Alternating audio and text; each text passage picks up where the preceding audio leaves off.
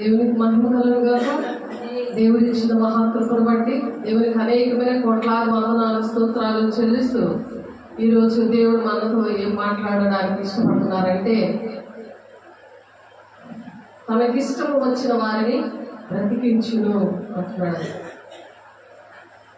కాబట్టి దేవునికి ఇష్టంగా ఉండి మనము దేవుని కోసం బ్రతుకుదాము.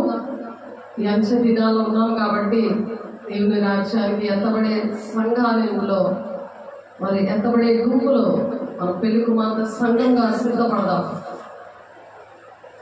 దాని ముందుగా దేవుని ఆరాధించుకుందాం.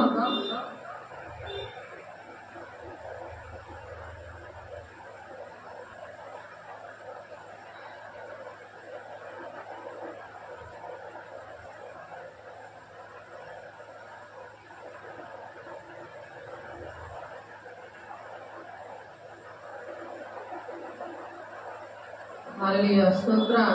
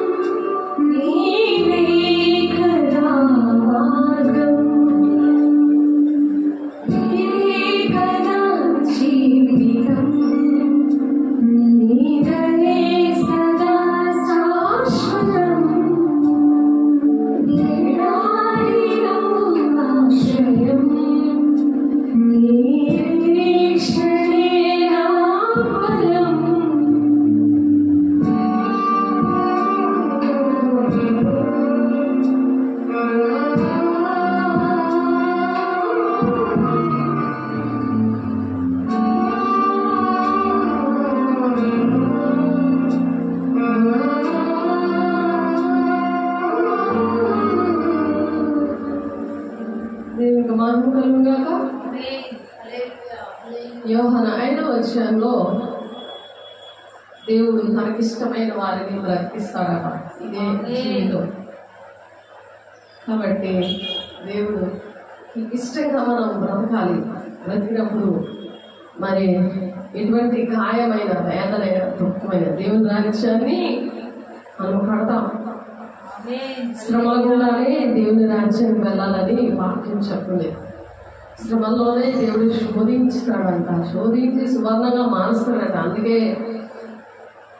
తన తన్ను వెంబడించేవాడు తన సిలువను ఎత్తుకుని వెంబడించాడంట.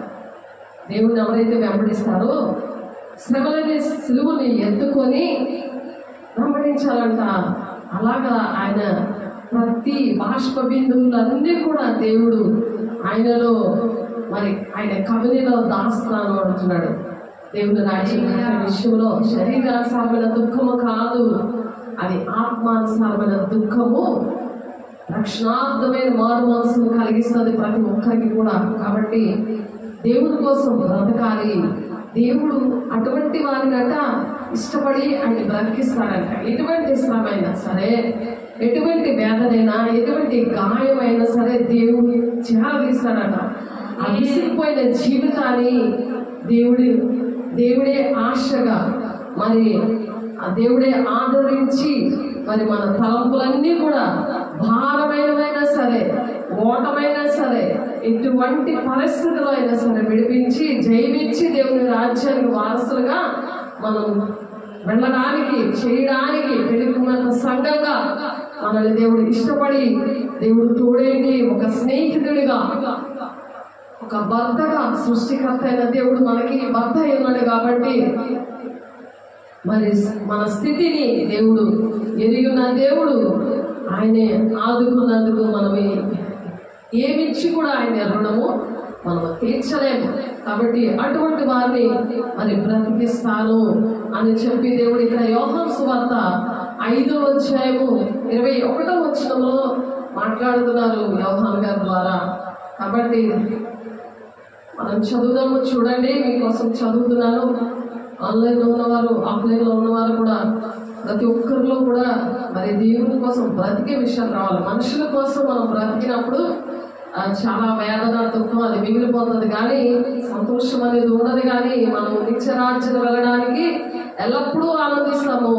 మరలా చెప్పుతున్నా ఆనందించండి అని ఫిలిప్పీ 4వ అధ్యాయంలో దేవుడు మాట్లాడుతున్నారు. కాబట్టి మరి ఇక్కడ యోహాను గారు 5వ అధ్యాయం 21వ వచనంలో ఏం చెప్తున్నారంటే, తండ్రి మృతులను ఎలాగూ లేపి బ్రతికించునో, అంటే చనిపోయిన వారిని చచ్చిన స్థితిలో, దేనికి పనికిరాని స్థితిలో, ఇంకా చనిపోతాము, మాకేం ఆధారం లేదు అన్నప్పుడంట దేవుడు చనిపోయిన వారిని ఎలా లేపి బ్రతికిస్తాడో అలాగే కుమారుడు తనకిష్టము వచ్చిన వారిని బ్రతికిస్తాడట. తనకి కుమారులుగా, కుమార్తెలుగా ఎవరైతే ఉంటారో తండ్రి చిత్త నెరవేర్చడానికి వారు పరుగులు తీస్తారో వారినంట తనకిష్టంగా ఉంటారు. కాబట్టి వాళ్ళు బ్రతికిస్తారు అంటున్నాడు. దేవునానికి మహిమ కలుగును గాక. అలాగా దేవుడు మరి ఒక చిన్న వాణిని ఆమె దగ్గర బ్రతికించాడు. మొదటి రాజులు రాసిన మొదటి గ్రంథంలో 17వ అధ్యాయం 21వ వచనంలో ఆ చిన్నవాణి మీద ముమ్మారు తాను పార చాచుకొని, యెహోవా నా దేవా నా మొర ఆలకించి ఈ చిన్నవానికి ప్రాణము మరలా రానిమ్మని యెహోవాకు ప్రార్థన చేశాడు ఎలీషా గారు. మరి అలాగా ఏలియా గారు ప్రార్థన చేసినప్పుడు దేవుడు తనకి ప్రాణం ఇచ్చాడు. అదే విషయము ఆ ఎలీషా గారు విషయంలో మరి ఆ బాలుడు చనిపోయినప్పుడు తన తల్లి మరి పరిగెట్టుకుని వస్తుంది తన దగ్గరికి.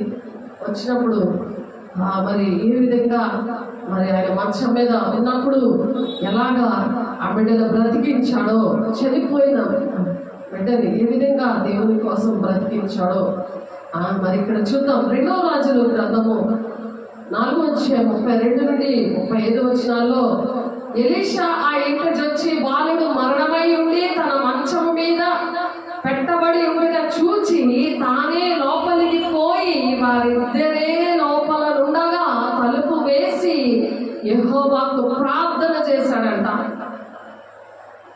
మనం ఎప్పుడైతే బ్రతుకుతాం మనకు కూడా దేవుడు మరి అటువంటి వాగ్దానం ఇచ్చున్నాడు. పోస్ట్ మార్టం అయిన వాళ్ళు కూడా బ్రతుకుతారని ఇస్తారు అని నా ఆత్మీయ బిడ్డకి నా విషయంలో దేవుడు మాట్లాడారు విషయాలు. అంటే చనిపోయిన వాళ్ళు ఇంకా చనిపోదా అనుకున్న వాళ్ళు ఆ హృదయాలను కట్టడానికి దేవుడు వాడుకుంటున్నాడు అన్నమాట. ఆ వాగ్దానము ఆమెతో మాట్లాడిన వాగ్దానము ఇప్పుడు నెరవేర్చబడుతుంది. ఎంతో మంది మరి ఆర్థికంగా, శారీరకంగా, ఆత్మీయంగా నలిగిపోతున్న బిడ్డల్ని మరి హృదయాన్ని కట్టడానికి ఆ దేవుడు ఏర్పాటు చేసుకున్నాడు. నన్ను అందరి బట్టి దేవుని కోట్లాది వందనాలు చెల్లిస్తున్నాను. ఆయన కృప ద్వారానే ఆ విధంగా నాకు ఆ కృపను, ఆ ప్రేమను, ఆ దేవుని ప్రేమను, వారి ఎండ కన్నీరు, వేదన, దుఃఖము ఇచ్చారు. ఎందుకంటే నిత్య జీవం ఉండదు. ఈ భూ సంబంధమైన వాటిని వెతుక్కొని ఆ హృదయాన్ని పాడు చేసుకొని అది ఎందుకు మా జీవితాలు అనుకుంటే ఏది జీవితమో తెలియలేని పరిస్థితి. ఇప్పుడు మనం పాడుకున్నాం ఏది జీవితమో. కాబట్టి అదే విషయం కూడా దేవుడు తనకిష్టమైన వాళ్ళు బ్రతికిస్తాడంట. ఈ బాబును కూడా అలాగే బ్రతికిస్తున్నాడు. ఎలీషా ఆ ఇంట జొచ్చి బాలుడు మరణమై ఉండి తన మంచము మీద పెట్టబడి ఉండగా చూచి తానే లోపలికి పోయి వారిద్దరే లోపల ఉండగా తలుపు వేసి యెహోవాకు ప్రార్థన చేసి మంచం మీద ఎక్కి బిడ్డ మీద తన్ను చాచుకొని తన నోరు వారి నోటి మీదను, తన కండ్లు వారి కండ్ల మీదను, తన చేతులు వారి చేతుల మీదను ఉంచి బిడ్డ మీద పొడుగుగా పండుకొనగా ఆ బిడ్డ ఒంటికి వెంటను. చూడండి, మనలోని జీవాత్మ ఉంటుంది. దేవుని సేవకుల జీవాత్మ ఉంటుంది. ఆ జీవాత్మ ఏంటి చేస్తుంటే ఆ జీవం మరణంలో ఉన్న వాళ్ళ జీవాన్ని దయచేస్తుంది. ఆ జీవం దయచేసేటట్టుగా మనము తండ్రి చిత్తాన్ని నెరవేర్చేటట్టు మనము గురి వద్దకే ఎంత బాధలైనా, ఎంత దుఃఖమైన, ఎంత వేదనైనా ఆ దేవుడు ఉన్నాడు, నా సృష్టికర్త అనే దేవుడు భక్తగా ఉండి నన్ను నడిపిస్తాడు అని దేవుని బిడ్డ ఏ వేదనలో ఉన్నావు, ఏ కష్టంలో ఉన్నావు, ఎవరి కోసం నువ్వు బాధపడుతున్నావు, శరీరానుసారంగా ప్రార్థన మానేసి ఆత్మానుసారమైన ప్రార్థన నువ్వు ఎప్పుడైతే స్టార్ట్ చేస్తావో అప్పుడు దేవుడు నీకు అలా బలపరుస్తాడు, నేను బ్రతికిస్తాడు. ఇహలోకంలో పరలోకంలో మరి నిత్య జీవం ఇస్తాడు. ఆ బ్రతుకు అనేది మరి సమరయ స్త్రీకి ఇచ్చాడు. ఆ నిత్య జీవం పట్టుకొని తన ఊరందరినీ రక్షించింది. కాబట్టి అలాగా మనం అనేకమైన బిడ్డల్ని దేవుని రాజ్యం నడిపించాలని మన 2వ పేతురు గ్రంథంలో 3వ అధ్యాయం 9వ వచనంలో ఇంకనూ దేవుడు ఆలస్యం చేస్తున్నాడు. మన కోసమే తన రాకడ విషయంలో ఆలస్యం చేస్తున్నాడు దేవుని బిడ్డ.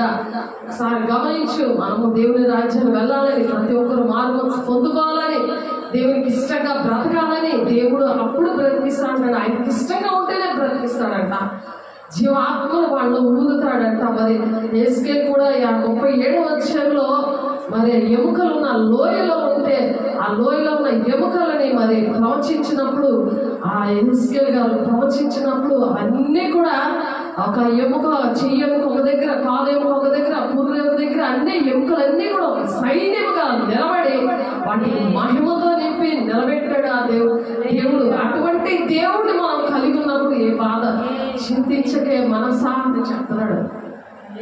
చింతించకే మనసా ప్రభు యేసు నీతో ఉండగా,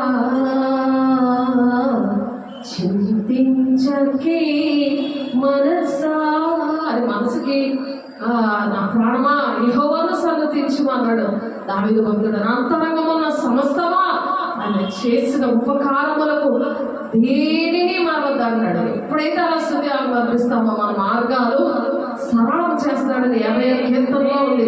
కాబట్టి దేని గురించి మీరు చింతపడకూడదు, కానీ ప్రార్థన విజ్ఞాపనతో మీ విన్నపములు దేవునికి తెలియజేయండి అంటాడు కృతజ్ఞతాపూర్వకంగా.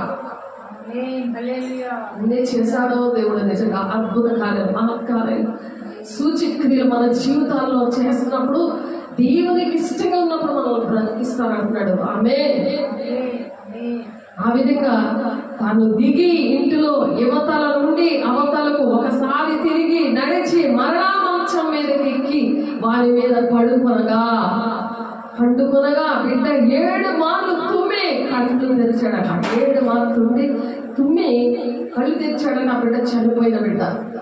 చూడండి జీవం ఎలా వచ్చిందో. అటువంటి జీవ మరణములు ఆయన వశమే ఉన్నది. మనల్ని అందుకని ఏర్పాటు చేసుకున్నాడు దేవుడు. అనేక మందిని బ్రతికించడానికి మనల్ని ఏర్పాటు చేసుకున్నాడు.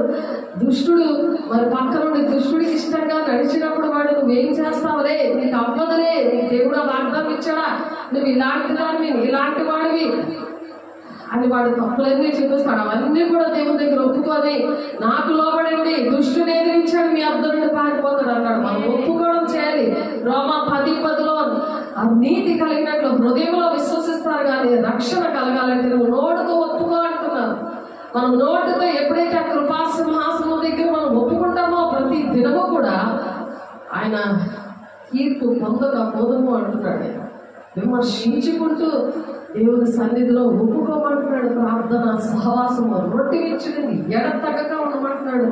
అపోస్తలులు 2:42లో అప్పుడు భయం కలుగుతుందట. అపోస్తలులా వాడబడతారట. అపోస్తలులాగా ప్రవక్తల్లాగా రాబోయే సంగతులు దేవుడు బయలుపరుస్తాడు, అది నెరవేరుస్తాడు. అపోస్తలులా వాడబడడానికి ఇష్టపడుతున్నాడు. ఫిబ్రవరి 1:1 ఉంటుంది. ఆనాడు పిల్లలతో దేవుడు మాట్లాడిన దేవుడు ఈనాడు కూడా ప్రతి దినము మనతో మాట్లాడుచున్నాడు అని చెప్పి, అలాగే ఫిబ్రవరి రాసిన పత్రిక 11:4 కూడా వృద్ధి నొంది కూడా మాట్లాడుచున్నాడు అని చెప్తున్నాడు. వేరే విషయంలో మన చనిపోయినా సరే మనము సాక్షులుగా మనం దేవుడు బిడ్డలకి ఒక ఆధారంగా ఉండాలి. దేవుడు మనకు ఎలాగైతే ఆధారంగా ఉన్నాడో మనము కూడా 1000 తరాల వరకు కూడా దీవెనకరంగా ఆశీర్వాదకరంగా అలాగా చనిపోయినా సరే మనం బ్రతికున్నట్టే మరి ఆధారంగా వాళ్ళకి ఈ మాటలు వాళ్ళు వినగలిగి ఉండాలి. అవి వాళ్ళ హృదయంలో చచ్చిపోయి వాళ్ళ హృదయాల ప్రతి ఒక్క హృదయంలో మనం షింక్ అయిపోవాలి. ఎందుకంటే రానున్న దినాల్లో మన వాక్యం కరువైపోతుందని ఆమోస్ 8వ అధ్యాయంలో మరి 11వ వచనంలో 12వ వచనంలో అక్కడ 9 నుంచి 9 ఉంటాయి. కాబట్టి కరువు దినాల్లో ఉన్నాము. అది ఏంటంటే ఆహారం కరువు కాదు, అది ఎలాగా వస్తుంది. కానీ దేవుని మాటలు, ఓదార్చే మాటలు, ఎలాంటి హృదయం అగాధమైన లోయ, అందులో దాన్ని ఆ హృదయం ఘోరమైన వ్యాధి కలది. ఆ హృదయాన్ని కట్టడానికి మనం పూనుకోవాలి. అటువంటి హృదయాలు ఏంటంటే సాతానుడు పాతాళలోకానికి మరి తీసుకువెళ్ళిపోవడానికి వాడు ఎప్పుడు కూడా నోరు తెరిచి ఉంటున్నాడంట.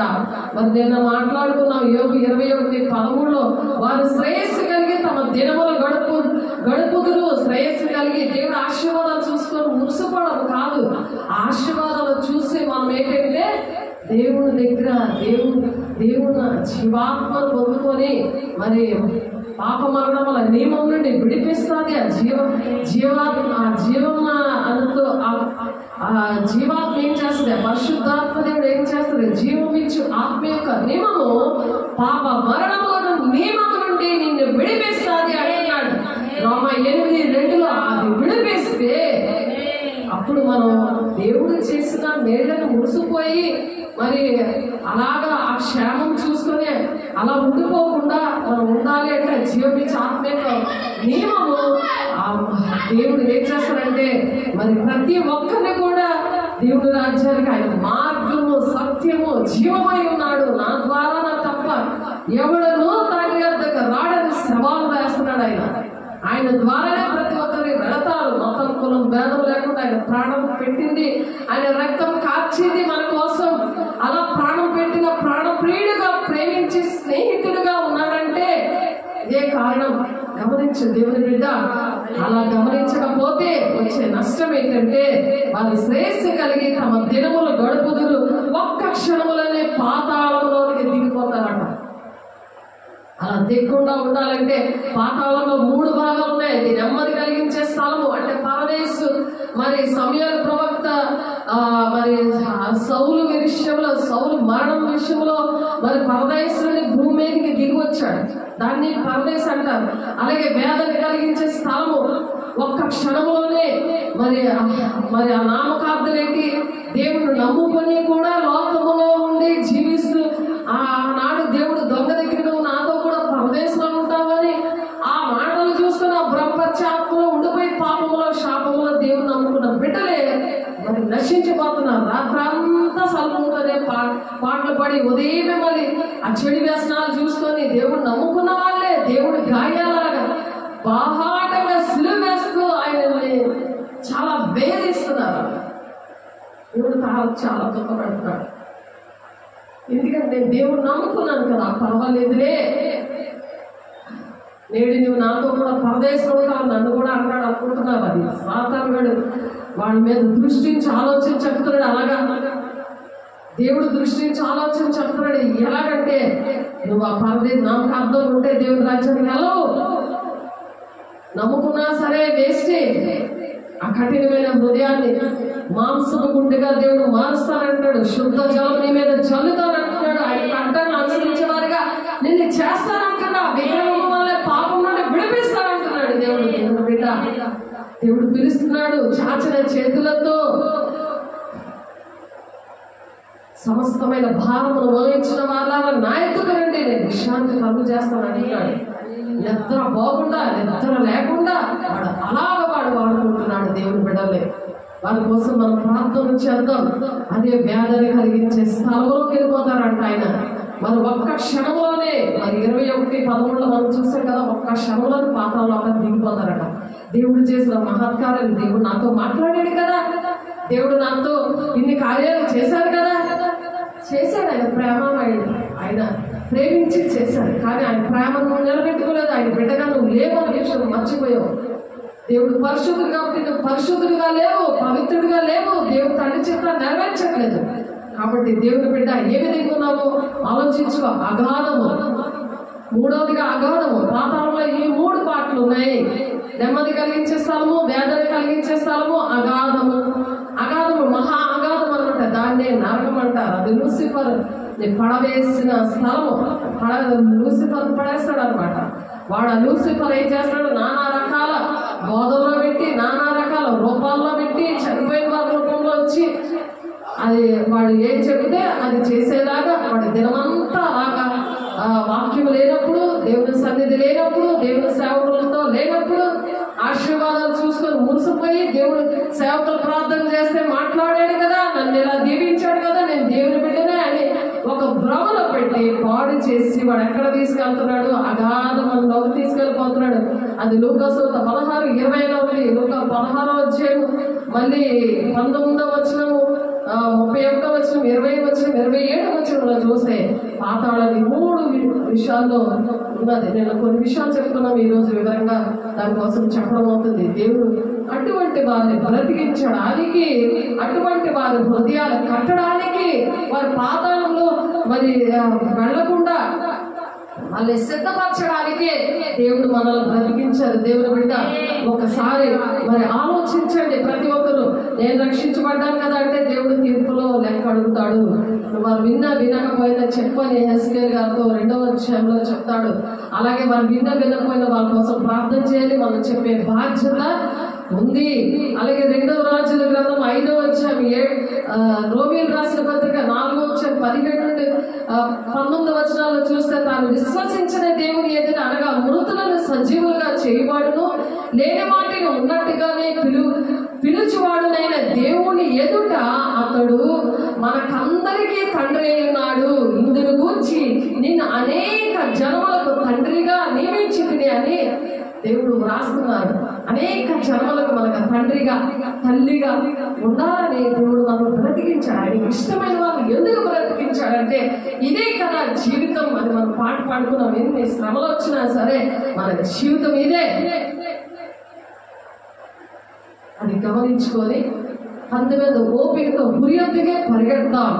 నీ సంతానం ఎలాగుండదని చెప్పిన దానిని బట్టి తన అనేక జనములకు తండ్రి అగునట్లు నిరీక్షణకు ఆధారము లేనప్పుడు అతడి నిరీక్షణ కలిగి నమ్మాడు. అబ్రహాం గారికి ఇచ్చిన పిలుపై నాకు కూడా ఇచ్చారు. ఎబ్రీ 6:14 నా తోడు నిత్యంగా నేను వర్ధిల్లింప చేస్తాను, నిత్యంగా నేను ఆశీర్దిస్తాను. దేవుడే ఒట్టు పెట్టుకుంటే ఇంకా మనకు ఎంత బలంగా ఉండాలి, అదే మన బలం. ఆ నిరీక్షణే మన బలం. ఎంత మంచి దేవుడు ఆలోచించడు. మనుషులు చెప్తారాలుగా మనుషుల్లాగా అన్యాయం చేస్తాడా దేవుడు? ఆలోచించండి. ఆయన నమ్మదగిన దేవుడు, అన్యాయస్తుడు కాదు. అతడు విశ్వాసమందు బలహీనుడు కాక రమారమి 100 ఏళ్ల వయసు గలవాడే ఉండి అప్పటికి తన శరీరము మృతతుల్యమైనట్లును చాలా గర్భమును మృతతుల్యమైనట్లును ఆలోచించదు గాని మరి దేవుని యొక్క వాగ్దానం అలాగా నెరవేర్చుకున్నాడు. దేవుని బిడ్డ ఎందుకు భక్తుల కోసం అది చనిపోయినా సరే వాళ్ళు మరి నీతిమంతులుగా మన మధ్యన మనం సాక్షిగా ఎందుకున్నారంటే నీతిమంతులను జ్ఞాపకం చేసుకోవడము అది ఎంతో మంచిదని ఎందుకు రాస్తామంటే, అది ఎందుకు చదువుతామంటే కారణం ఇదే. మనం కూడా అటువంటి విశ్వాసంతో ఉండాలని వాక్యంలో దేవుడు బలపరచడానికి రాశాడు. అలాగే యోహాను 17:2 నీ కుమారుడు నేనే మహిమపరిచినట్లు నీ కుమారుని మహిమపరచుము, నీవు నీ కుమారుడికి ఇచ్చిన వారికి అందరికీ ఆయన నిత్య జీవం అనుగ్రహించినట్లు సర్వ శరీరుల మీద ఆయనకు అధికారం ఇచ్చితివి. తండ్రి అయిన దేవుడు కుమారుడితో చెప్తున్నాడు. కుమారుడు మాట్లాడుతున్నాడు తండ్రితో, నువ్వు అధికారం ఇచ్చావయ్యా. దేవుని కుమారుల విషయంలో వాళ్ళ శరీరాల విషయంలో నువ్వు అలాగ అధికారం ఇచ్చావు. కాబట్టి అద్వితీయ సత్య దేవుడు అయిన నిన్నును నీవు పంపిన యేసుక్రీస్తును ఎరుగుటయే నిత్య జీవము. మనం దేవుని యొక్క ప్రేమను ఎరగాలి, దేవుని యొక్క గుణ లక్షణాలు ఎరగాలి. ఆయన నమ్మినప్పుడే మనం నిత్య జీవానికి వెళ్తాం. ఎటువంటి శ్రమలో అయినా సరే ఆయన నాకు తోడున్నాడు, ఆయన నేను నడిపిస్తాడు, ఆ వాగ్దానం నెరవేరుస్తాడు. ఎటువంటి మనుషులు ఒక మనిషిని 1000 మందిగా దేవుడు చేస్తాడు. 60వ మరి 22వ దేవుడు మాట్లాడిన నలుక్షు బలపరిచి నడిపిస్తున్నాడు దేవుడు. కాబట్టి దేవుడు సాక్షిగా శుద్ధాత్మ దేవుడు వచ్చినప్పుడట శక్తివంతులు అవుతారట. శక్తివంతులయ్యి ఎలా సాక్షి చెప్తారట? యోదయ సమరయ దేశంలో అంతటా సాక్షులై ఉంటారట. అలా ఉండాలని దేవుడు ఇష్టంగా మనం ఆయన ఇష్టపడి మనల్ని బ్రతికించినందుకు దేవుడు కోట్లాది చెల్లిస్తాం. కాబట్టి అదే సత్యదేవుడు అయిన నిన్నును నీవు పంపిన యేసుక్రీస్తును ఎరుగుటయే నిత్య జీవం. తండ్రి అయిన దేవుడిని యేసయ్యని కూడా మనము ఎరుగుటయే ఎరగాలి. తండ్రి అయిన దేవుడు తన సొంత కుమారుని ఎందుకు ప్రాణం పెట్టించాడు? మానవాళి రక్షణ కోసం మత కులం భేదం లేకుండా ఎందుకు ప్రాణం పెట్టాడు? అలాగే ఎవరైనా ప్రాణం పెట్టారా? అలాగే ఎవరైనా పరిశుద్ధంగా జన్మించారా? అలా ఎవరైనా మరి సమాధి ఖాళీగా ఉందా? ఆయన ఎవరైనా సరే పునరుద్ధారణి మళ్ళీ తండ్రి చిత్తం నెరవేర్చే తండ్రి కుడి భాషలో కూర్చుండి పరిశుద్ధుల కోసం ఎవరైనా విజ్ఞాపన చేస్తున్నారా? ఎవరైనా చేస్తున్నారా? మన కోసం ఎవరైనా ఆలోచిస్తున్నారా? ఏవైనా అన్ని చేస్తే అన్ని కూడా మర్చిపోతారు. మనుష్యాత్మ, లౌకికాత్మ, అపవిత్రాత్మ, ప్రపంచాత్మ వాటి వెంటనే మర్చిపోతారు. ఆ ఆత్మలు ఉన్నవాళ్ళు. మరి దేవుని ఆత్మను మనం కలిగి ఉన్నాము. దేవుడు అందుకే మనకి మనల్ని ఇష్టంగా ఆయన ఇష్టపడి బ్రతికిస్తున్నాడంటే మనము దేవునికి మరి దేవుడికి ఆయన యొక్క గుణాలను బట్టి మనం నమ్మకంగా ఆయనకి బడా నమ్మకమైన మంచి దాసురాలా అని చెప్పుకోనేలాగా దేవుడికి మంచి పేరు తేవాలని ఆశపడుతూ దేవుడి మాటలు చెప్తున్నారు. చేతికి నీవు నాకు ఇచ్చిన పని నేను సంపూర్ణంగా నెరవేర్చి భూమి మీద నేను మహిమపరచుతునని యేసయ్య చెప్తున్నాడు తండ్రితో. మరి మనము దేవుని బిడ్డలుగా, దేవుని కుమారులుగా, కుమార్తెలుగా మనం కూడా చెప్తాము అలాగా, దేవా నీ పని నేను తుదముట్టిస్తానయ్యా, గురి ఎందుకే నేను పరిగెడతానయ్యా. ఎటువంటి లోయ అయినా, ఎటువంటి శ్రమ అయినా, ఎటువంటి ఇబ్బంది అయినా, ఎటువంటి కన్నీరైనా, ఎటువంటి శోధనైనా అయ్యా నేను నీ కోసం బ్రతుకుతానయ్యా, ఇదే కదా నా జీవితం అని చెప్తామా? దేవుని బిడ్డ ఎక్కడున్నావు? ఏ బాధపడులో శరీరానుసారం దుఃఖంలో మురిగిపోతున్నావా? నీ బిడ్డ బాగోలేదని, నీ బిడ్డ జీవితం బాగోలేదని ముందు నీ దేవుడు నీతిని రాజ్యం వెతుకు. నీకు ప్రార్థనాత్మ వస్తుంది. మీగా 4:10 ప్రకారం ప్రసవ వేదన కలిగి బిడ్డలు కాదు దేవుని బిడ్డల కోసం కన్నీరు కావచ్చు. దేవుడు అభిషేకించాడు నిన్ను. అందుకు దేవుని వాక్యం చెప్పి పరిశుద్ధాత్మతో నింపి నిన్ను అపోస్తల బోధలో నిన్ను నడిపిస్తున్నాడు. అందుకు నాకు ఇల్లు కావాలి, కారు కావాలి, నాకు ఉద్యోగం కావాలి, ట్రాన్స్ఫర్ కావాలి, తర్వాత నాకు కొడుకు జీవితం కావాలి అని నువ్వు శరీర సంబంధమైన భూ సంబంధమైన వెతుకుతున్నావా? ఇవి ఏమీ రావు, ఎవరూ రారు దేవుని బిడ్డ. ఒకసారి అర్థం చేసుకో. అందుకే నీకు ప్రార్థన ఆత్మ రావట్లేదు, ఉపవాసం ఉన్నా నీకు చేయలేకపోతున్నాడు. కారణం ఎందుకో దేవుని బిడ్డ ఒకసారి గమనించు. అనేక మందిని ఆ ప్రసవేదన, అనేక మంది దేవుని బిడ్డలు నశించిపోతున్నారు. నువ్వు నేర్చుకున్న మాటలు, నిన్ను దేవుడు నీతో మాట్లాడిన అనేక విషయాలు, నిన్ను పాపంలో శాపంలో ఉంటే నిన్ను ఎలా విడిపించి సత్యమైన వాక్యం నీకు నేర్పించి, అపోస్తల బోధ నీకు నేర్పించి మరి దేవునికి ఇష్టంగా బ్రతకమని నువ్వు దేవుని ప్రేమిస్తున్నావు నిజమే. కానీ ఆ మార్గం ఎటువంటి మార్గంలో నడుస్తున్నావు? ఎటువంటి ఆలోచనలో? శరీరానుసారమైన దుఃఖం మానేసి ఆత్మ సంబంధమైన మనుషులు, ఆత్మ సంబంధమైన విషయాలు, ఆత్మ సంబంధమైన వాటితో సరిచూచు మేము వాటిని గురించి బోధిస్తున్నాం అంటున్నాడు పౌలు. వాటిని గురించే మేము బోధిస్తున్నాం కానీ మమ్మల్ని అందరూ కూడా మరి అంగీకరించరు, లక్ష్య పెడతారు అంటాడు. 1 కొరింథీ 2వ అధ్యాయం మీరు 9వ వచనం చదివితే అక్కడ ఉంటుంది. వాటిని గురించే మేము బోధిస్తున్నాం అంటాడు. అలా నువ్వు బోధించు, నేను ఇష్టపడకపోయినా నువ్వు బోధించు, నీ పన్ను చేయి. దేవుడు నీకేది కావాలో పర్లకు తెలుసు. నువ్వు ఏ వేదంలో ఉన్నావో, నీ పొలమో కూడా లేదా, నీ బిడ్డల మాటలు వినట్లేదా, నీ కొడలు నీ తల్లి కొడుకు కోడలు నేను బాగా చూడట్లేదా, ఆస్తంతా వాళ్ళ చేతిలో పెట్టుకున్నారా, ఆ చెడుపులు చిల్లాలో పెట్టి నీకు మరి బాధించి నిన్ను కొడుతున్నారా, ఏ కోర్టు కేసులో ఉన్నావో, ఏ బాధలో ఉన్నావో, నీ భర్త తాగుతా ఉన్నాడా? దేవుని బిడ్డ గమనించు. దేవుని కోసం నేను బ్రతుకుతాను, నా జీవితం అంకితం చేస్తున్నానని నువ్వు ఏం నేర్చుకున్నావో, దేవుని ప్రేమ ఎలా తెలుసుకున్నావు అది నువ్వు చెప్పు. దేవుని బిడ్డలకి ఆ హృదయాల కట్టు. నీకన్నా గౌరవమైన పరిస్థితులు ఉన్నారు, ఇల్లు లేని వాళ్ళు, తల్లి లేని వాళ్ళు, దేవుడి ప్రేమ తెలియలేని వాళ్ళు, అనాథలుగా నాయన దేవుడు అందరూ ఉండి కూడా దేవుడు లేకుండా ఎంతో మంది ఆ దేవుడు ప్రేమ తెలియక ఆయన రుచి చూచి ఎరిగి తినాను అనే పాట ఉంది, వాక్యం ఉంది. రుచి చూసి ఎరిగి తిని యెహోవా ఉత్తముడనియు.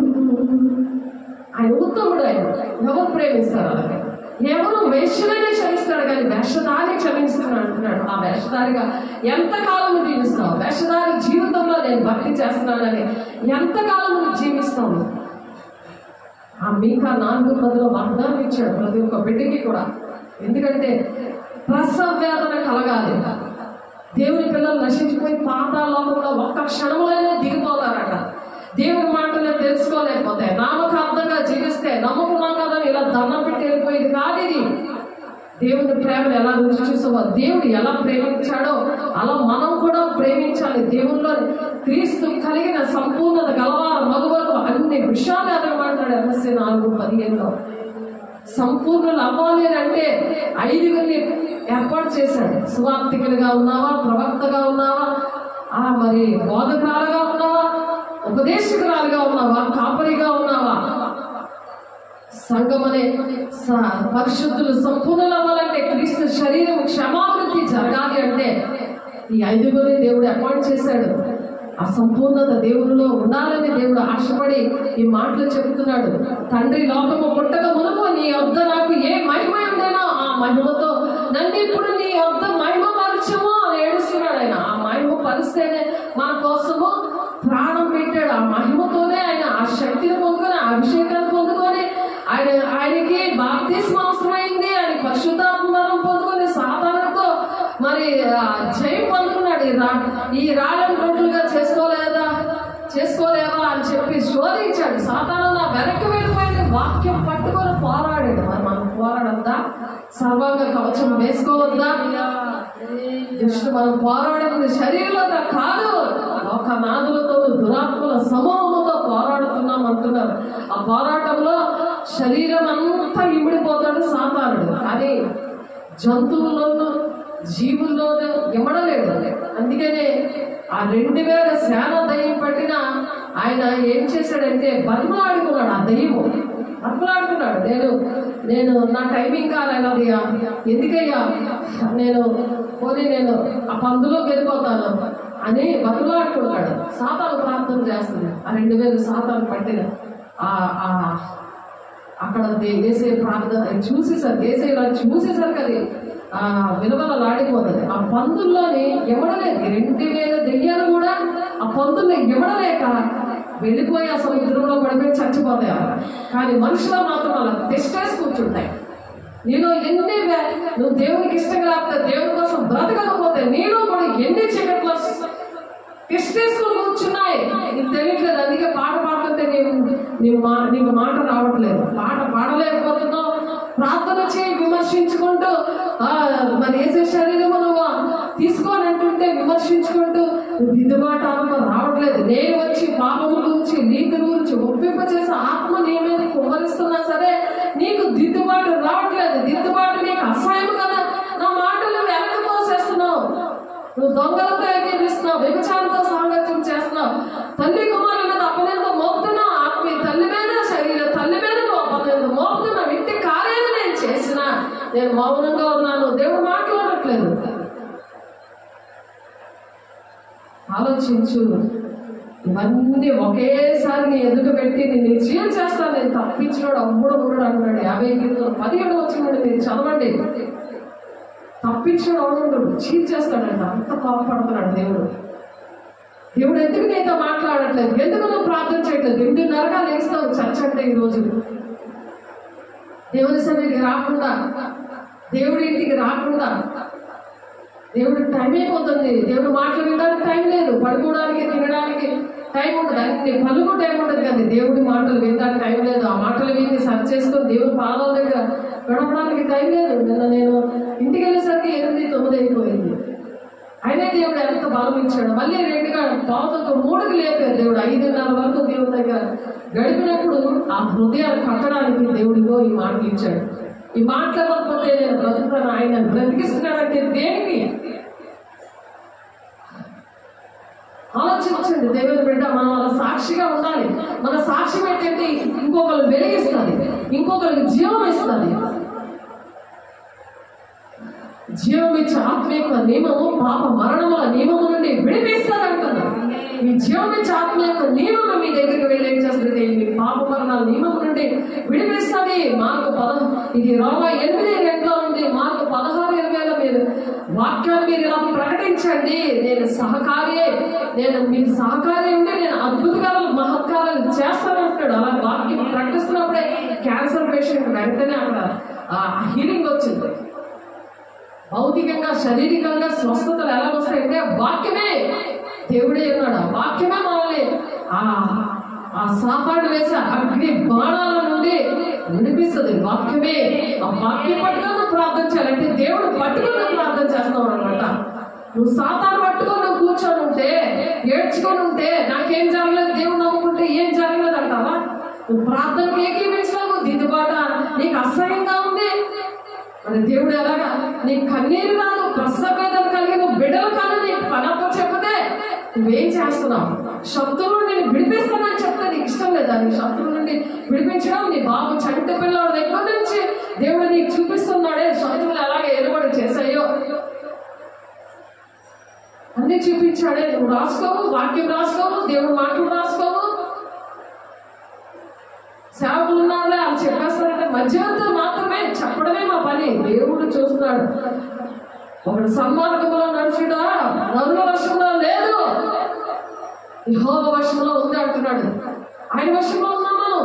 ఆయనకి ఇష్టమైన వాళ్ళే బ్రతికిస్తాను అంటున్నాడు. ఇక్కడ నువ్వు ఇష్టంగా ఉండవా? దేవుడికి ఇష్టంగా ఉండవా? సాతానికి ఇష్టంగా ఉంటావా? ఆడు మాట్లాడలేవుడు, వాక్యం తీసి స్పీడ్గా చదవలేవుడు, రాసుకోలేవుడు.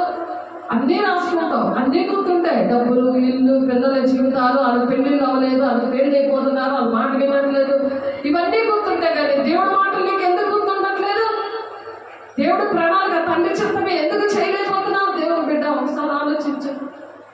అక్షరాన్ని చూసంట మరి యోగ గ్రంథంలో ఉంది కదా 21:13 వారు శ్రేయస్సు కలిగే తమ దినములు గడుపుదురు. శ్రేయస్సు కలిగింది, అన్ని దీవించాడు. ఇంకే దీవెనకి ఎవడు లేదు.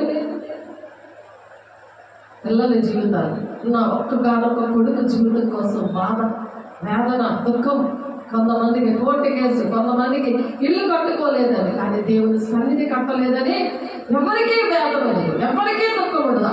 ఆ సన్నిధి కడితే ఆ దీవెనలు అనేవి 1000 తరాలకు దీవెన ఉండిపోతుందని. దేవుడు అనేస్తుంది కాదే. దేవుడు రాజ్యం కట్టాలని అది లేదే. నీ రాజ్యం జీవితం అంతా కట్టుకుంటే నీ రాజ్యం ఇక్కడ భూలోకంలో ఉంటుంది. అది దేవుడు వస్తున్నప్పుడట ఈ ఆకాశం భూమి పరిగెడతాయంట. ఆయన వస్తున్నప్పుడు పాత ఆకాశంగా పాత భూమి గతించిపోతాయి. తర్వాత కొత్త ఆకాశం కొత్త భూమి వస్తుంది. అక్కడ దేవుడు బిడ్డలు జీవిస్తారు. ఎవరైతే ఇష్టంగా ఉండి దేవుడి కోసం బ్రతకాలని ఇష్టపడతారో దేవుడు వాళ్ళని బ్రతికిస్తారు. యుగగాలు దేవుడు వాళ్ళతో ఉంటాడు. ఇంకా మనం సంపాదించుకొని ఏమీ ఉండవు. మన పిల్లలేంటి, ఇంట్లో వాళ్ళేంటి, మన కుటుంబం ఏంటి, ఎవరు రాదు. అది వినకపోతే రాదు. నీకు అంత ప్రేమ ఉంటే ప్రసవేదన కలిగి దేవుడి బిడ్డల కోసం కన్నీరు కావచ్చు. దేవుడు నీకు నేర్పించిన భక్తి విషయంలో జ్ఞాపకం చేసుకో. అక్రమాలు కట్టవలసిన కట్టు. దేవునికి అక్రమం చేయవల్ల పొండి. మీరు ఎవరో నాకు తెలియదు అంటున్నాడు. సాతానికి ఇచ్చినవన్నీ కూడా దేవుని దగ్గరికి రావాలి. నువ్వు సాతానికి ఇచ్చేసి దేవుడికి ఇచ్చానని భ్రమలో ఉండి సాతాను గారి బోధలో నువ్వు పెరిగావు. చిన్నప్పటి నుండి ఇప్పుడు వరకు అనేకమైన బోధలకు తిరిగారని ఉంది. ఎఫెసీయులు 4వ అధ్యాయము 12వ వచనంలో చూద్దాం ఒకసారి ఆ మాట. ఎఫెసీయులు 4వ అధ్యాయం, ఎఫెసీయులు 4వ అధ్యాయం. నిన్ను ప్రేమించి దేవుడు చెప్తున్నాడు, దేవుని బిడ్డ నువ్వు ఎక్కడ తిరుగుతున్నావు. 14వ వచనం, ఎఫెసీ 4వ అధ్యాయం 14వ వచనం. అటువంటి వారి కోసం మనం ప్రార్థన చేయాలి. అలా హృదయాలు సాధారణ హృదయంలో అలా దేవుడు ప్రేమిస్తున్నారని ఒక భ్రమ ఉంటున్నారు. దేవుని ఆజ్ఞలు పాటిస్తున్నాం, దేవుని ప్రేమిస్తున్నాం అనుకుంటున్నారు. కానీ సాతానుడు ఎలా పెట్టాడో చూడండి. అందువల్ల మనం ఇక మీద పసిపిల్లలమై ఉండి మనుషుల మాయోపాయముల చేత వంచనతోను తప్పు మార్గములకు లాగు కుయుక్తతోను గాలికి కొట్టుకొని పోవునట్లు కల్పింపబడిన ప్రతి ఉపదేశములకు ఇటు అటు కొట్టుకొని పోవచ్చు. అలల చేత ఎగురు కొట్టబడిన వారమై ఉండగా అలాగే అలల చేత ఎగురు కొట్టబడుతున్నారు. ప్రతి ఉపదేశం దగ్గరికి వెళ్ళిపోవడం ఎక్కడ ఉన్నా దేవుడే ఉన్నాడని. మరి రమేష్ అన్న ఆయన రాయలసీమ నుండి ఎందుకు తీసుకొచ్చారు, ఎన్ని చర్చలు తిరిగాడు, ఎన్ని బోధలు విన్నాడు. 11 సంవత్సరాల నుండి ఆయన ఏడుస్తా ఉంటే 68 సంవత్సరాలకి దేవుడు మాట్లాడాడు. ఎందుకు? నువ్వు టైం ఇవ్వకపోతే దేవుడు నీతో ఏం మాట్లాడతాడు? నీకు జవాబు ఏమిస్తాడు? స్వబుద్ధి ఆధారపడకుండా పూర్ణ ప్రవర్తన అంతటి ఎందుకు ఆయన అధికారానికి ఒప్పుకోమంటున్నాడు దేవుడు. అందుకే 1 యోహాను 4:1 ప్రియులారా అనేకమైన అబద్ధ ప్రవర్తన లోకములోనికి బయలు వెళ్ళుచున్నారు కనుక ప్రతి ఆత్మను నమ్మక ఆయా ఆత్మల దేవుని సంబంధమేమో కావు పరీక్షించుకోండి అంటున్నారు. ఎందుకంటే ఏర్పాటు చేసుకున్న వారితో సహా మోసపరిచేస్తున్నాడు. నువ్వు దేవుని ఏర్పాట్లో ఉన్నావు, నీ కుటుంబం దేవుడి ఏర్పాట్లో ఉంది. నువ్వు దేవుని రాజ్యం కట్టాలని, నువ్వు ప్రసవేదన కలగాలని, నీ శబ్దం నుండి విడిపించాలని దేవుడు ఆశపడి ఎంత కాలము దేవుడు మొత్తుకొని చెప్తాడు. నువ్వు దేవుడు మాట వినకుండా నాకు ప్రార్థన ఆత్మ లేదు, నేను ప్రార్థన చేయలేకపోతున్నాను అని చెప్పి నీ రాజ్యం కట్టుకోవడంలోనే నువ్వు అలసిపోతూ ఉంటే దేవుడు ఏం చేయగలరు? దేవుడు బిడ్డ ఒకసారి ఆలోచించు. 1 తిమోతి 4:1, 1 తిమోతి 4:1, 2 చూద్దాం. 1 తిమోతి 4:1, 2 అయితే కడవరి జన్మలో కొందరు అబద్ధికుల వేషధారణ వలన మోసపరచ ఆత్మల యందును దెయ్యముల బోధ యందును లక్ష్యముంచి. దెయ్యముల బోధ, ఈ దెయ్యం బోధం చేస్తుంది. ఆ దెయ్యం తినేసింది నీ డబ్బులన్నీ. నువ్వు దేవుడికి ఇచ్చేసావని అంటే నువ్వు అనుకుంటా కుదురుతుందా? అక్రమం చేయవాళ్ళకి పొండి అంటాడు. మీరు ఎవరు నాకు తెలియదు అంటున్నాడు దేవుడు బిడ్డ. దేవుడు మాట్లాడితేనే కదా, లేకపోతే మాకు కఠినమైన తీర్పుంటుందంటే. యాకోబు 3:1 ఉంది కదా, కఠినమైన తీర్పు ఉంటుంది. ఒక అక్షరం తీసినా తీయకపోతే జీవగ్రంథంలో పేరుండదు. ప్రకటన గ్రంథంలో ఉంటుంది ఆ మాట. ప్రకటన 22:18-19 జీవగ్రంథంలో పేరు ఇక్కడే రాసుకోవాలి. మనం ఎంత జాగ్రత్తగా మనం దేవుడి మాటలు బోధించాలి, నడవాలి, నడిపించాలి. ఆ పని కోసమే దేవుడు ఇష్టంగా మనల్ని బ్రతికించాడు. ఆయనకి ఇష్టమైన వాళ్ళు బ్రతికిస్తాడు. బ్రతకాలని ఇష్టం లేదా? నీవు జీవించుచున్నావు కానీ మృతుడిగా అన్నట్టుంటావా? నీవు జీవించుచున్నావన్న పేరు మాత్రమే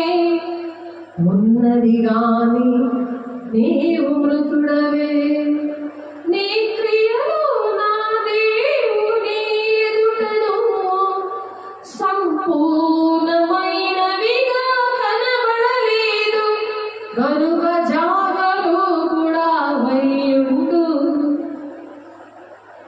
ఇప్పుడు మెలకు కలిగి ప్రార్థన చేయమంటాడు. ఎందుకంటే ఏ గడియలో వస్తాడో ఏ జాములో వస్తాడో తెలియదు. మనం సిద్ధపడి ఉండాలి. మనతో ఏ ధనం రాదు, ఏ ఇల్లు రాదు, ఎవరు రాదు, పిల్లలు రాదు, భార్య రాదు, భర్త రాదు. వాళ్ళకి చెప్పినంత వరకే నీ బాధ్యత. యెహోవా వశంలో ఉంది. వాళ్ళు నరులను సన్మార్గంలో నడుచుట యెహోవా వశంలో ఉంది. నువ్వు మొదట దేవుని మాట లేదు, దేవుని ఆజ్ఞలు పాటించింది. దేవుడు ఏం చెప్తున్నారో విను.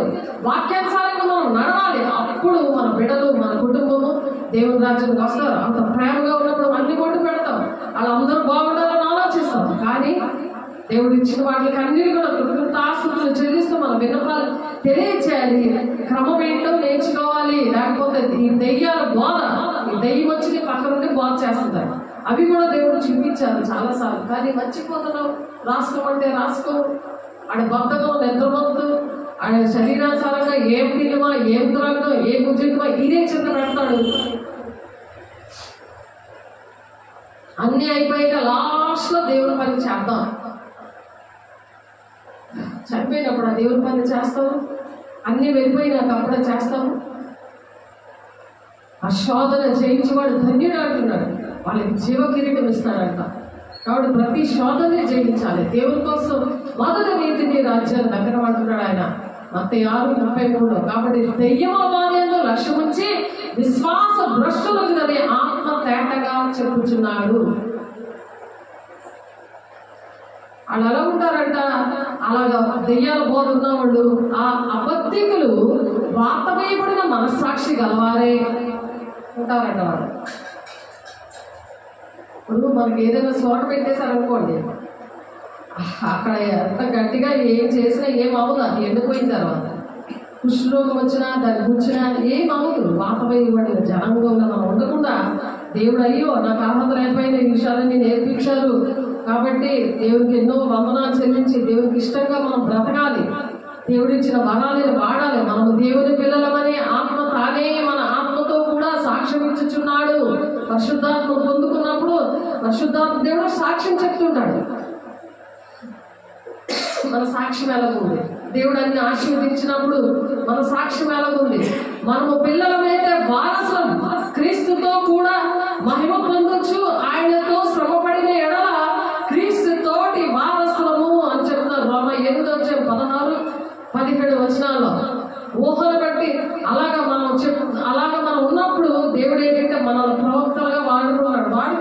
ఇలా చనిపోతారు, కొంతమంది ఇలా అవుతారు, ఇంటిలో ఇలా జరుగుతాయి అని ఎన్నో దేవుడు చెప్తుంటే అవి కూడా రాసుకోకపోతే, అవి జరిగిపోతే అప్పుడు తెలుస్తుందా? ఆ చేతులు కాలేక ఆటలు పట్టుకున్నట్టు హబక్కు 2:3 వచనాలు ఉంది. దేవుడు చెప్పిన విషయాలు రాసుకోమని చదువువాడు పరిగెత్తచ్చు వీలన్నట్లు ఆ విషయాలంట ఆ పుస్తకంలో హృదయం అనే పలక మీద మీరు రాసుకోండి అంటున్నాడు. అది నిర్ణయ కాలంలో జరుగుతుంది. అది తప్పక నెరవేరుతుంది. అది జామ చేయవలసింది. అది తప్పక నెరవేరుతుంది. అది నెరవేరడానికి ఆతృత పడుతుంది అని ఉంది అక్కడ వాక్యం. అది ఆతృత పడుతుంటే నువ్వే దేనికి ఆతృత పడాలి? అమ్మో ఇవి జరగకూడదు, ఈ కీడు దర్శనాలు దేవుడు చెప్పినవి జరగాలి అనే విషయంలో ఆశపడాలి. దేవునికి ఇష్టంగా ఉండాలి, దేవునికి మహిమకరంగా ఉండాలి అని మనం ఆలోచించాలి. మొదటి కొరింథీ 12:7 అయినా అందరు ప్రైజుల కొరకంట నువ్వు ప్రసవేదం కలిగి పిల్లలు కంటున్నావు అనుకో, అందరు ప్రైజుల కోసం నీకు కృపావరాలు ఇస్తాడు. నువ్వు ప్రైజుల కోసం కాకుండా నీ కుటుంబం, నీ రాజ్యమే నువ్వు కట్టుకుంటున్నావు అనుకో, నీ కృపావరాలు ఇవ్వడు. మరి మనం నేర్చుకున్నాం. మనం సామెతలు 1:24 అక్కడ దేవుని ఉపదేశం చెప్పడానికి వెళ్తాడంటే కొరత లేని ఆత్మతో నింపుతాడు అంటున్నాడు. అక్కడ కొరత లేని ఆత్మతో నింపుతాడట. కాబట్టి దేవుడు అటువంటి వారి కోసము దేవుడు ప్రార్థన చేస్తున్నాడు. తండ్రి దగ్గర విజ్ఞాపన చేస్తున్నాడు. యోహాను 17:5 తండ్రి లోకము పుట్టక మనకు నీ యొద్ద నాకు ఏ మహిమ ఉండను, ఆ మహిమతో నన్ను ఇప్పుడు నీ యొద్ద మహిమపరచము అంటాడు. అందుకని అలా మహిమ పరిచయకే ప్రాణం పెట్టాడు. అలాగే ఆ తండ్రి ఎలాగైతే కుమారుడు తండ్రిని ఎలాగైతే యేసయ్య వేడుకున్నాడో అలాగే మనము కృపావరాలు ఇస్తాడు, మహిమపరుస్తాడు. లోకము నుండి నీకు అనుగ్రహించిన మనుషులకు నీ నామమును ప్రత్యక్షపరిచితివి. నీ నామాన్ని ప్రత్యక్షపరచావు. లోకము నుండి నాకు అనుగ్రహించిన మనుషులకు నీ నామమును ప్రత్యక్షపరచావు. లోకంలో ఉన్న మనుషుల కంట దేవుడు, లోకంలో ఉన్న మనుషులకు కూడా దేవుడు అనుగ్రహించి మనుషులని నీ నామమును ప్రత్యక్షపరిచితివి. వారు నీ వారై ఉండేవి, నీవు వారిని నాకు అనుగ్రహించితివి. అటువంటి వారిని అనుగ్రహించాడు, అంటే మనల్ని అనుగ్రహించాడు, మనల్ని బ్రతికించాడు. ఆయనకి అనుగ్రహించావు కదయ్యా, మరి వారు నీ వాక్యము గైకుంటున్నారు కదయ్యా అని మన కోసం మరి విజ్ఞాపన చేస్తున్నాడు దేవుడు. ఇప్పుడు కూడా తండ్రి చింత నెరవేర్చి ఇప్పుడు కూడా ఆనాడు విజ్ఞాపన చేశాడు, ఈనాడు కూడా విజ్ఞాపన చేస్తున్నాడు. అలా విజ్ఞాపన చేసి నీవు నాకు అనుగ్రహించిన మాటలు నేను వారికి ఇచ్చి ఉన్నాను. వారు ఆ మాటలను అంగీకరించి నేను నీ వద్ద నుండి బయలుదేరి వచ్చేతనని నిజముగా ఎరిగి నీవు నన్ను పంపితమని వాళ్ళు నమ్మారు. దేవుడు మన కోసమే పంపాడు. పాపం నుండి, శాపం నుండి విడిపించడానికి మతం, కులం భేదము లేకుండా అందరి కోసం ప్రాణం పెట్టాడని వాళ్ళందరూ నమ్మారయ్యా. అందరినీ ప్రేమిస్తున్నారయ్యా. అందరి విషయంలో బాధ్యత వహిస్తూ ప్రార్థన చేస్తున్నారయ్యా. ప్రసవేదన కలిగి బిడలు కడుతున్నారయ్యా. నా బిడ్డలు నేను దేవుని రాజ్యాన్ని నడిపిస్తున్నారయ్యా అని వారి కోసమేనంట పంపితమని నమ్మి కనుక నీవు నాకు అనుగ్రహించినవన్నీ నీ వలనే కలిగి ఉన్నానని వారు ఇప్పుడు ఎరిగి ఉన్నారు అని సాక్ష్యం చెప్తున్నాడు. మన కోసం ఆయన సాక్ష్యం చెప్తున్నాడు. ఇప్పుడు కూడా నేను వారి కొరకు ప్రార్థన చేస్తున్నాను. అటువంటి వారి కోసమే దేవుడు తండ్రి చిత్త నెరవేర్చి తండ్రి కుడిపార్శ్వాన్ని యేసయ్య కూర్చొని పరిశుద్ధాత్మ దేవుడు మనకు సహకారిగా ఉంచి సహకారుడిగా సహాయం చేయడానికి. ఎందుకంటే కొరతని ఆత్మను ఇచ్చాడు కదా. నువ్వు చేయలేమో అనుకుంటున్నావు ఆ దేవుని బిడ్డ. నేను ఇంట్లో బయట ఉద్యోగం ఏమి చేసుకోలేక అన్నిటి కూడా నీ ఇంట్లో పని చేసుకోవడానికి, వంట చేయడానికి, ఉద్యోగం చేసుకోవడానికి, ప్రతి విషయానికి కూడా నీకు కొరతలేని ఆత్మ ఇవ్వడానికి పరిశుద్ధాత్మ దేవుడిని ఇచ్చాడు. అక్కడ తండ్రి చిత్త నెరవేర్చి తండ్రి కుడిపార్శ్వాన్ని యేసే ప్రార్థన చేస్తున్నాడు. దేవునామకి స్తోత్రం. వారి కొరకు ప్రార్థన చేయించిన లోకం కొరకు ప్రార్థన చేయడం లేదు, లోకంలో ఉన్న వారి కోసం చేయట్లేదు. నువ్వు రాత్రంతా నువ్వు సెల్ ఫోన్ చూసుకుంటే నీకోసం ఏం ప్రార్థన చేయట్లేదు. నువ్వు టీవీ దగ్గర సీరియల్ సినిమాలు చూసుకొని ఆ లోకంలో భూసంబంధమైన వెతుక్కొని నీళ్లు కొట్టుకుంటున్నావు, పెళ్లిళ్ళు చేసుకుంటున్నావు, నవాన్ దినాల్లో ఉన్నావు. దేవుడు బిడ్డ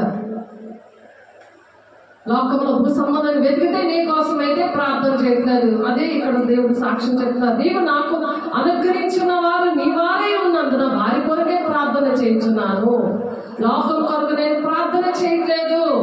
యోహాను 17:9 నీ కోసం ప్రార్థన చేయాలంటే దేవుని బిడ్డ దేవునికి ఇష్టంగా ఉండు, దేవుడు నిన్ను బ్రతికిస్తాడు. ఎటువంటి శోధనలో ఉన్నా, ఎటువంటి వ్యాధుల్లో ఉన్నా, ఎటువంటి మరణమనే చీకట్లో ఉన్నా నిన్ను విడిపించడానికి దగ్గర ఉన్నాడు. నీతో ఉన్నాడు, నీలోనికి వస్తాడు. దేవా నాలోనికి రా పరిశుద్ధాత్మ దేవా అని ప్రతి పాపాన్ని ఒప్పుకొని విడిచిపెట్టు. దేవుని కోసం జీవించాలని దేవుడు ఆశపడి దేవుని బిడ్డ నీ కోసం చెప్తున్నారు. ఒకసారి ఆలోచించు. నీ కోసం దేవుడు ప్రార్థన చేయట్లేదు. మరి ఆయనే ప్రార్థన చేయకపోతే మేము ప్రార్థన చేస్తే వెళ్తారా? చేతులేసి ప్రార్థన చేస్తే వెళ్తారా? నీకు వాక్యం చెప్తే నీకు అన్ని కూడా నీ కోసం అన్ని వివరించి చెప్తే అవుతుందా? దేవుడే ప్రార్థన చేయట్లేదు. ఇక్కడ లోకంలో ఉన్న వారి కోసం నేను ప్రార్థన చేయట్లేదు. నీవు నాకు అనుగ్రహించి ఉన్నవారు నీ వారైనందున వారి కొరకే నేను ప్రార్థన చేస్తున్నాను. దేవుడు మనం ప్రార్థన చేస్తేనే, దేవుడు మన పక్షాల నుండి ప్రార్థన చేస్తుంటేనే ఇలా మనం బ్రతుకుతున్నాం. దేవుని బిడ్డ ఒకసారి ఆలోచించు, ఎలా ప్రేమిస్తున్నాడు ఆయన. నా వన్యు నీవియు నావి వారి అందు నేను మహిమపరచబడి ఉన్నాను. అందుకే నాకున్న సమస్తము నీది ప్రభు అని ఎందుకు ప్రార్థన చేస్తామో తెలుసా? ఆయన ఉన్నవన్నీ మనకి ఇస్తాడు. ఆయన నిత్య జీవం తీసుకెళ్తాడు. కొరతలే నాతో నింపిన దేవుడు నీకు ఏది కావాలంటే పర్వాలేదు తెలుసు, నీకు ఇస్తాడు. నీ పిల్లలు బాగుంటారు, నీ భర్త బాగుంటాడు, నీ భార్య బాగుంటుంది, నీ కుటుంబం బాగుంటుంది, నీ దేశం బాగుంటుంది. మాట విను, దేవుడి కోసం బ్రతుకు అని దేవుడు బ్రతుకులాడుతూ చెప్తున్నారు. దేవుని బిడ్డ ఇదే కదా జీవితం. ఇది జీవితం, మన జీవితం ఇది. దేవుడి కోసం బ్రతకాలని ఎటువంటి పరిస్థితి వచ్చినా, అంత వేదన వచ్చినా ఆయన తోడున్నాడు. ఆయన కన్నీళ్ళు తుడుస్తాడు, ఆయన నడిపిస్తాడు. ఆయన నీ వేద నీ హృదయాన్ని బాగు చేస్తాడు. నీ హృదయాన్ని నీ కన్నీటిని తుడిచే దేవుడు. బలపరిచేవాడు ఆయన, స్థిరపరిచేవాడు దేవుడు. మాట ఇచ్చి మాట తప్పనివాడు ఆయన. నా వన్యు నీవి, నీవు నావి, వారి యందు నేను మహిమపరుచున్నాను. నేను ఇకను లోకంలో ఉండను కానీ మీరు లోకంలో ఉన్నారు. నేనైతే నీ దగ్గరకు వచ్చేసానయ్యా తండ్రి చిత్తాన్ని నెరవేర్చి, కానీ వారు లోకంలో ఉన్నారు, నేను నీ వద్దకు వచ్చుచున్నాను. పరిశుద్ధుడు అయిన తండ్రి, మనం ఏకమై ఉండులాగున వారును ఏకమై ఉండినట్టు నీవు నాకు అనుగ్రహించిన నీ నామమందు వారిని కాపాడుమయ్యా. బతులాడుకుంటున్నాడు దేవుని బిడ్డ. నీ కోసం నా కోసం దేవునికి ఇష్టంగా బ్రతుకుతావా? మన కోసం ప్రార్థన చేశాను. మరి దేవుడు మరి పునరుద్ధానుడయ్యాడు, మన కోసం విజ్ఞాపన చేస్తాడు. పరిశుద్ధాత్మ దేవుడు సహాయకంగా ఇచ్చాడు బిడ్డ. దేవుని బిడ్డ ఆలోచించు, దేవుడు ఏ విధంగా చేస్తున్నారో అటువంటి వారి కోసం అంటే అలా లాభడితే ఆయన అందరు ప్రయోజనం ప్రతి వారికి ఆత్మ ప్రత్యక్షతను అనుగ్రహించబడుతుందంట. ఆ కృపావరాలు ఇస్తారు, ఆత్మ ప్రత్యక్షత ఇస్తారు. ప్రవచించే కృపావరంలో కలిగి మర్మములన్నీ జ్ఞానవంతియు ఎరిగిన వాడైనను కొండలు ప్రకలింపగల పరిపూర్ణ విశ్వాసము గలవాడైనను మరి ప్రేమ లేని వాడైతే వ్యర్థుడవే. ఇవన్నీ ఇచ్చినా సరే ప్రేమ లేదనుకో, ఎన్ని వరాలు ఉన్నా, ఎంత అభిషేకం ఉన్నా, ఎంత వాక్యము విన్నా, నీకు ప్రేమ లేకపోతే నువ్వు వ్యర్థుడివే అంటున్నాడు. మరి పౌలు గారు 1 కొరింథీ 12:22 కాబట్టి మనం ప్రేమ కలిగి ఉండాలని చెప్తున్నారు. అలాగే యేసు వారి విశ్వాసము చూచి, కుమారుడా నీ పాపములో క్షమించబడి ఉన్నవి. పక్షవాయువు గల వారిని బాగు చేశాడు ఆయన. ఆత్మీయ పక్షవాతం ఉంది అంటే నువ్వు కాళ్ళుండి కూడా నువ్వు నడవు, నువ్వు రావు, చర్చికి రావు, నీ దగ్గరకు వస్తే నువ్వు మాట వినవు. పక్షవాతం. మార్కు 2:5 ఉంది. మార్కు 2:5 ఎంత జనమో వేసే వస్తే పైన కప్పు తీసి ఆ పక్షవాయువు గలవాడు మంచంతో దింపారు. నీకు కూడా నువ్వు ఆత్మీయంగా పక్షవాయువుతో ఉన్నావు కాబట్టి, దేవుడు పని చేయలేకపోతున్నావు కాబట్టి, నీ రాజ్యం కట్టుకోలేదే, నేను ఎంత చెప్పినా నువ్వు మాట వినట్లేదు కాబట్టి నీ ఇంటిలోకి దిగొస్తున్నాడు దేవుడు. దేవుని స్తోత్ర. ఇంటిలోకి దిగొచ్చి నీకు అక్కడ ప్రేయర్స్లో అక్కడ పెట్టాడు. దేవుని బిడ్డ ఒకసారి ఆలోచించి నీ కుటుంబం విషయంలో ఎంత ప్రేమిస్తున్నాడో, నీ కుటుంబాన్ని ఎంత ప్రేమిస్తున్నాడో, మన దేవుని రాజ్యాన్ని కట్టడానికి దేవుని ఆలయ విషయంలో ఆలోచించవా? హగ్గై గ్రంథంలో ఉంది ఆ మాట. హగ్గై గ్రంథం చదివితే అర్థమవుతుంది ఎంత వేదన పడుతున్నాడు అక్కడ. హగ్గై ప్రవక్త వేదన పడుతున్నాడు కాబట్టి కుంటివాడు ఒక్క మాట చెప్పినప్పుడు పేతురు కలిగిన ఆ పేతురు ఒకప్పుడు దేవుని విషయంలో ప్రేమిస్తున్నావా అని అంటే 3 సార్లు అబద్ధం చెప్పిన పేతురే దేవుని శక్తితో నింపబడి, అభిషేకంతో నింపబడి, వెండి బంగారాలు నా ఎదురు లేవు కానీ నాకు కలిగిందే నీకు ఇస్తున్నాను అంటున్నాడు ఆయన. ఇదిగో దేవుని బిడ్డ, నాకు కలిగింది నేను ఇస్తున్నాను నీకు అని మనం చెప్పగలుగుతారు. ప్రతి ఒక్కరికి అలాంటి జీవాత్మను మనం ఇవ్వాలి. వాళ్ళు జీవిస్తున్నారు కానీ మృతులుగా ఉంటున్న ఆ హృదయాలు, వాళ్ళ శరీరాల్లో వాళ్ళకి స్వస్థత వచ్చేలాగా మనం దేవుడు ఇష్టపడి బ్రతికిస్తున్నాడు. దేవుని బిడ్డ మనం ఏం చేస్తున్నాం అని మనం ప్రతి క్షణం కూడా క్వశ్చన్ వేసుకోవాలి. దేవుని పాదాల దగ్గర అడగాలి. దేవుని దగ్గర అడిగినప్పుడు దేవుని దగ్గర ఆయన పాదాల చెంత దొరుకుతాయట. దొరుకును ప్రతి దినం యేసు పాదాల చెంత దొరుకును సమస్తము యేసు పాదాల చెంత. యేసయ్యా యేసయ్యా సమస్తము సాధ్యమేనయ్యా. ఆయన సమస్తము సాధ్యం. ఆయన పాదాల దగ్గర మనం దొరుకుతాయి. మన పాదాల దగ్గర నువ్వు ఎప్పుడు కూర్చుంటున్నావు? ఎవరి పాదాల దగ్గర కూర్చున్నావు? సాధారణ పాదాలని ఏసే పాదాలను కూడా కూర్చొని శరీరానుసారంగా దొక్కపడుతున్నావా? శరీరానుసారంగా బోధన విని విని ఒళ్ళంతా నిండిపోయి అక్కడ నీ దశభాగాలన్నీ అక్కడ కట్టేసి అక్కడికి వెళ్ళిపోయి అక్కడ ఎంజాయ్ చేసి ఆడి పాదాల దగ్గర పోసి అక్కడ కన్నీళ్ళు వచ్చి ఆ కన్నీళ్ళు ఇక్కడ కూడా నువ్వు దేవుని సన్నిధి ఆ వాడి పాదాల దగ్గర నువ్వు గడుపుతున్నావా? అందుకే ప్రార్థనాత్మ లేదు. దేవుడు మాట్లాడుతున్నాడు. ఎంతో ప్రార్థన చేస్తే, ఎంతో దేవుడి దగ్గర కన్నీరు కాలిస్తే, దేవా నీ బిడ్డ విషయంలో ఏంటి, ఎందుకు అలా జరుగుతుందంటే దేవుడు మాట్లాడుతున్నారు. దేవుని బిడ్డ నీకోసమే. నువ్వు శరీరానుసారమైన దుఃఖము, మరణము, ఆ మరణం నుండి ఒక్క క్షణంలోనే దిగిపోతాడు పాతాళంలో. సమ్మతింపక తిరగబడి ఖడ్గం పాలవుతారు. సడన్ గా యాక్సిడెంట్ అయింది, ఇంట్లో ఇంట్లో చెల్లి బాబు చనిపోయాడు, మరి పిన్ని కూతురు చనిపోయింది, మరి ఇంకా మరణకరమైన వార్తలు వస్తున్నాయి. మరి దేవుని మాట వినవా? దేవుని బిడ్డ, నేను ఎంతో ప్రేమించి దేవుడు చెప్తున్నాడు, నీవు ఎవరిని ప్రేమిస్తున్నావు? దేవుని ప్రేమిస్తున్నావా? మనుషులు ప్రేమిస్తున్నావా? దేవుని ప్రేమిస్తున్నప్పుడు మనుషులు బ్రతుకుతారు. దేవునికి స్థానం ఇచ్చినప్పుడు దేవుని పాదాల చేత ప్రతీది దొరుకుతుందంట. ఆయనకి సమస్తము సాధ్యమంట. సాతాను పాదాలు ఆడు కూడా వేషం వేసుకొని వచ్చాడు, వెలుగుదూత వేషం వేసుకొని వచ్చాడు, తోడేలాగా వచ్చాడు. వాడిని గమనించుకోలేకపోతున్నావు. దేవుడు నీకు కళల ద్వారా చూపించిన, జరగబోయే సంగతులు చూపించిన, అవి జరిగిపోయినా భయం లేదు. ఇప్పుడు కుమారుడి విషయంలో నీకు చూపించిన కుమారుడి విషయమే శరీరానుసారంగా ప్రార్థన చేయడం మానేసి రక్షణ పొందుకోవాలి, ఆ బిడ్డ రక్షణ పొందుకోవాలి, ఆ బిడ్డకి ఏ విధంగా నేను బోధ చేయాలి, చక్కగా వండి పెట్టడం కాదు, పిల్లలకి ఏ విధంగా బోధ చేయాలని జ్ఞానవంతురాలు తన ఇంటిని చక్కబెట్టుకుంటుంది, 3 నెలలు తన చేతులతో తన ఇంటిని ఓడబెట్టుకుంటుందంట.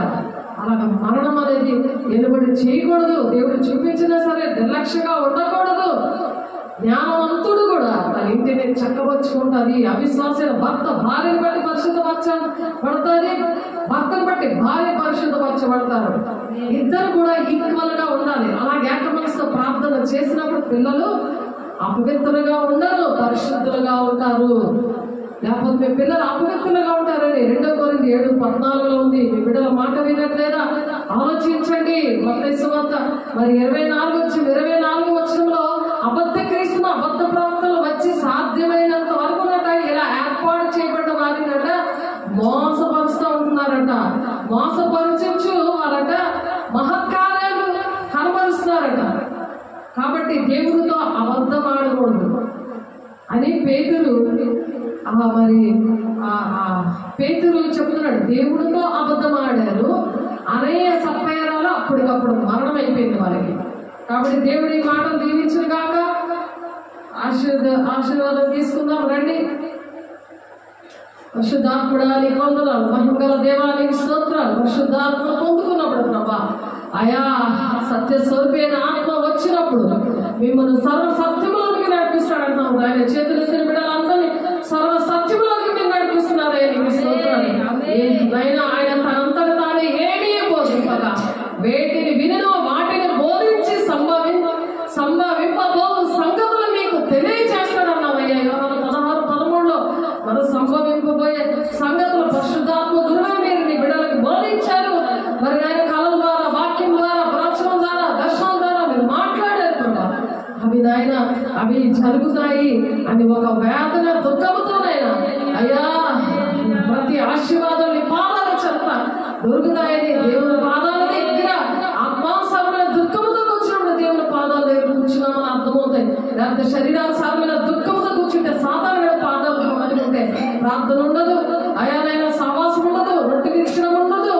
మరి నాయన వారికి సాతానికి భయం కలుగుతూ మరి అపోస్తులాగా వాడబడము అని అపోస్తులు 2:42-43 చెప్తున్నావు నాయన. మరి ఆనందకర్తగా తండ్రిగా నామను పంపబో పరిశుద్ధాత్మ సమస్తమును మీకు బోధించి నేను మీతో చెప్పిన సంగతులన్నీ మీకు జ్ఞాపకం చేస్తాడని చెప్తున్నావు నాయన. అయ్యా ఎన్నో విషయాలు నాయన మీరు మాట్లాడారు. యోహాను 14:26 ప్రకారం మరి బిడ్డలకి, చేతులెత్తిన బిడ్డలకి మరి జ్ఞాపకం చేయండి, సహాయం దయచేయండి ప్రభా. ఆయన వాటిని ఆయా తీసుకొని మీకు తెలియజేస్తున్నాడు కనుక నన్ను మహిమపరుస్తాడని చెప్తున్నాడు ప్రభా. పరిశుద్ధాత్మ దేవుడు అయ్యా నీ బిడ్డలే మమ్మల్ని అయ్యా మహిమపరచడానికి, మిమ్మల్ని మహిమపరచడానికి నాయన అయ్యా మేము నాయన యోహాను 16:14 ప్రకారం మీ దగ్గర చేతులు ఎత్తుతున్నామయ్యా. ఆదరించే దేవుడు, కన్నీరు తుడిచే దేవుడు, శోధన నుండి విడిపించే దేవుడు, శరీరానుసారమైన దుఃఖం నుండి విడిపించండి, ఆ బంధకాల నుండి విడిపించండి అయ్యా. సాతాను బంధకాలు యేసు నామములో కాలిపోవాలి అయ్యా, నజరేయుడైన యేసు నామములో కాలిపోవాలి. గృహంలోని ప్రతి ఒక్క హృదయాలు కూడా కట్టబడాలి కాక నీ హృదయంగా నాయన వారిని బ్రతికించండి ప్రభు. నీకు ఇష్టంగా ఉంటారయ్యా. అయ్యా వారి పక్షములైన ఇదిగో ఈ సేవకురాలకి జ్ఞాపన చేస్తుంది కా ప్రభు. అయ్యా పరిశుద్ధాత్మ దేవుడా, ఆనాడు నెహెమ్యా ప్రార్థన చేశాడు, దానియేలు ప్రార్థన చేశాడు ప్రభు. అయ్యా ప్రజల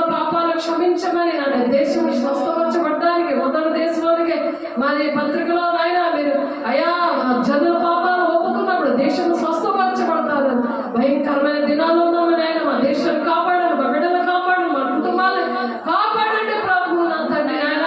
అయ్యా నీకు ఇష్టంగా మమ్మల్ని కాపాడమని దేవా, పరిశుద్ధాత్మ దేవా నాయన తండ్రికి నాయన అయ్యా వివరించడానికి ఎప్పుడు పరుషు నుండి పరిశుద్ధుల కోసం విజ్ఞాపన చేస్తున్న తండ్రి అయ్యా నీ పాదాలు పట్టుకుని బతుకులాడుకుంటున్నాం నాయన.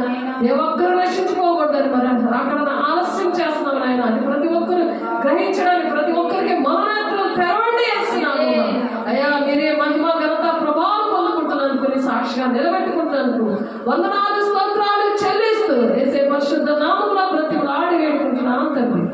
ఆమె తల్లి యొక్క దీవెనానికి మన యొక్క కృప, పరిశుద్ధాత్మ యొక్క నిత్య సహవాసము సదాకాలము నా తండ్రి ప్రతి ఒక్క బిడ్డకి నేను మరి తోడైంది నడిపించిన కాక. ఆమేన్. God bless you. దేవునికి మహిమ కలుగును గాక. దేవుడు మిమ్మల్ని దీవించి ఆశీర్వదించును గాక.